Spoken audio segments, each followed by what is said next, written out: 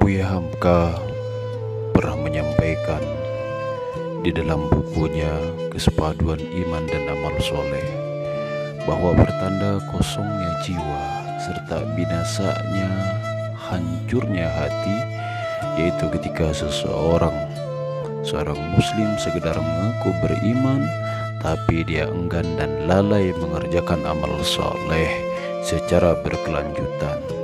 Karena itu umat membutuhkan iman agar amal solehnya diterima oleh Allah. Iman yang baik akan menimbulkan amal yang baik, sedangkan amal yang baik tidak akan ada kalau imannya tidak ada. Hal ini sesuai dengan hadis Nabi, Allah tidak menerima iman tanpa amal perbuatan dan tidak pula menerima amal perbuatan tanpa iman. Maka ma'asyurul muslimin rahimakumullah, di antara penyebab runtuh dan kacau balaunya hati yang kita miliki ini, di antaranya adalah memudarnya keyakinan kita kepada Tuhan, yaitu kepada Allah Subhanahu wa taala. Memudarnya keyakinan ini berarti menandakan bahwa keimanan kepada Tuhan juga melemah. Sebagaimana kita tahu bahwa seorang yang imannya lemah pasti hatinya akan merasa gelisah dan tidak tenang. Hal ini dikarenakan melemahnya iman, berarti mengindikasi diri lupa terhadap Tuhan yang Maha Esa segalanya, termasuk Maha Pemberi pertolongan dalam menghilangkan rasa gelisah yang ada di dalam hati. Penyebab selanjutnya, ma'asyurul muslimin rahimakumullah, yang menjadikan hati gelisah adalah terlalu ikut campurnya dalam perkara Allah, dalam artian terlalu mencampuri terhadap perkara-perkara yang sudah menjadi urusan dan ketentuan Allah Subhanahu wa taala, di mana dalam hal ini dapat dikatakan sebagai takdir.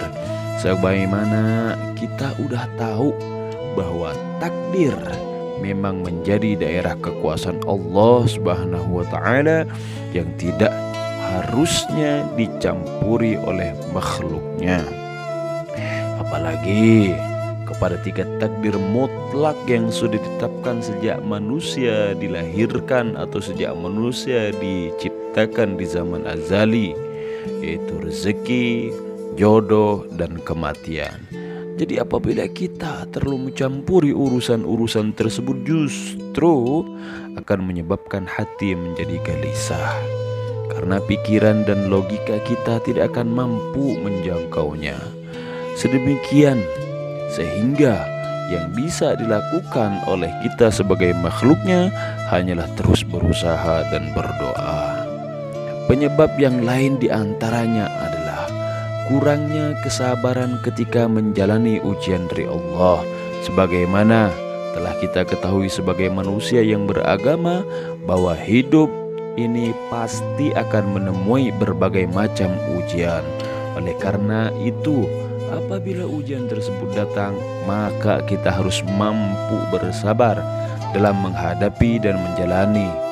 Karena apabila kita tidak sabar, justru akan menimbulkan rasa gelisah dalam hati kita sendiri. Bahkan kita harus merasa beruntung jikalau Allah Subhanahu wa taala masih mau menguji kita, karena itu menandakan bahwa Allah Subhanahu wa taala masih ingat kepada kita sebagai salah satu hambanya di dunia ini. Dan dialah Allah Subhanahu wa taala tidak akan membiarkan kita terlena dalam gelamburnya dunia yang penuh dengan berbagai sudut-sudut kelalaian di dalamnya. وَلْنَبْلُوَنَّكُمْ بِشَيْءٍ مِّنَ الْخَوْفِ وَالْجُوعِ وَنَقْصٍ مِّنَ الْأَمْوَالِ وَالْأَنفُسِ وَالثَّمَرَاتِ وَبَشِّرِ الصَّابِرِينَ الَّذِينَ إِذَا أَصَابَتْهُمْ مُصِيبَةٌ قَالُوا إِنَّا لِلَّهِ وَإِنَّا إِلَيْهِ رَاجِعُونَ. Dan sungguh akan kami uji kamu dengan sedikit ketakutan, kelaparan, kekurangan,